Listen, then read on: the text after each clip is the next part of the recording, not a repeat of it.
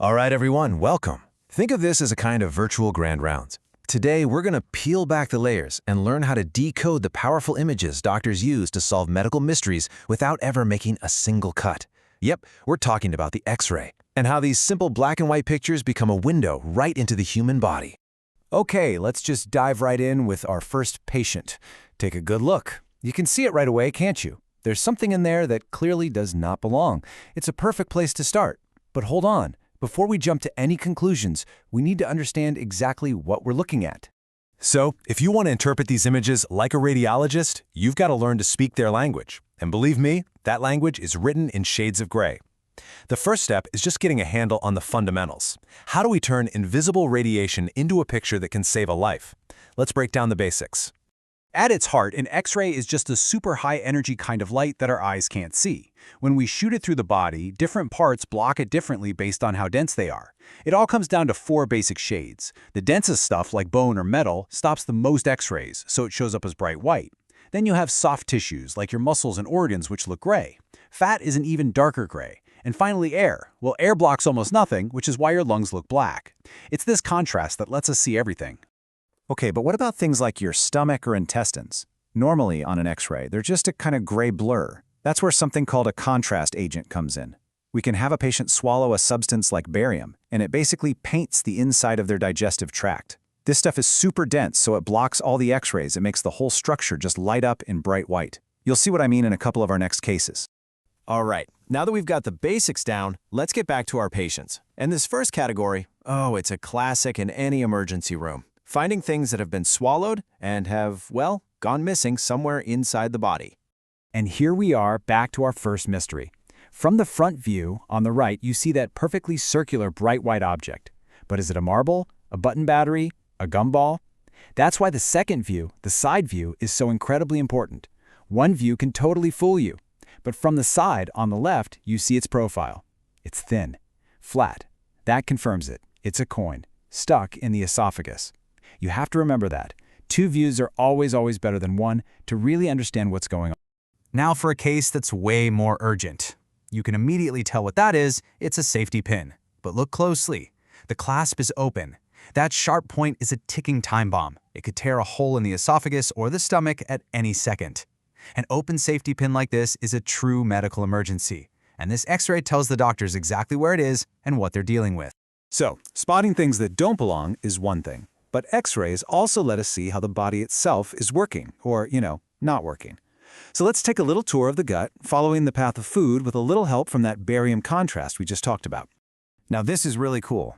What you're seeing here is basically a time lapse, moving from left to right at 1, 3, and 5 minutes after the patient swallowed that barium drink.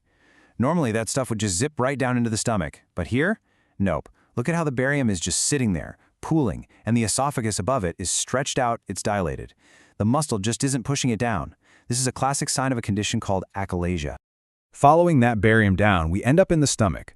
A healthy stomach should kind of look like a big C-shaped bag, but this one, well, it's clearly pinched right in the middle. It looks like an hourglass. This image tells a whole story.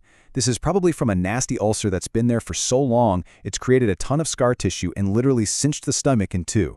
The X-ray doesn't just show the problem, it shows the history of the problem. The digestive tract is one major system of pipes in the body. So now, let's switch gears to another critical set of plumbing, the urinary system. Here, one of the biggest problems we look for isn't scarring, but stones, these hard little mineral deposits that can cause some serious pain. So where do we find these painful little things? Well, the journey almost always starts where they're made, inside the kidneys. From there, they have to squeeze through this teeny tiny tube called the ureter. That's usually the worst part. And if they make it through that, they can end up collecting in the bladder. Let's take a look at a couple of stops along this path. This is a perfect example of stones right at the source. If you look over on the patient's right, that's on the left side of your screen where you see the R, you can see that bright white cluster sitting right where the kidney is. Because they're basically little rocks, they're super dense and show up really clearly. It looks just like a handful of gravel. And this is what can happen when one of those stones finishes the journey and decides to just hang out in the bladder.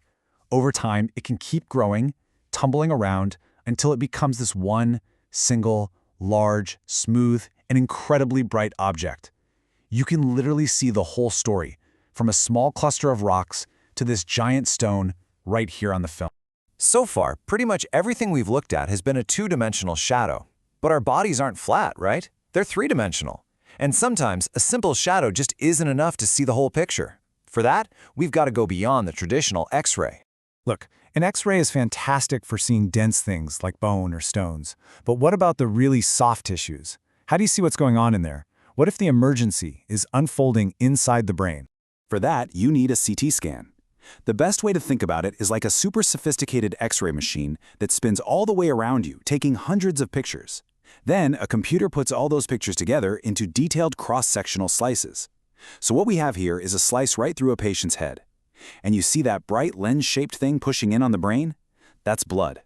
This is an epidural hematoma, a life-threatening bleed that is putting a ton of pressure on the brain. A regular X-ray could never, ever show you this level of detail. This is the kind of image that saves lives. So think about that. In just a few minutes, we've gone from spotting a swallowed coin to diagnosing a brain bleed. We've seen how doctors use these incredible tools to look right through skin and bone and solve some of the body's biggest puzzles. It really makes you wonder, doesn't it? Now that we can see inside the body in 2 and 3 dimensions, what will we learn to see next?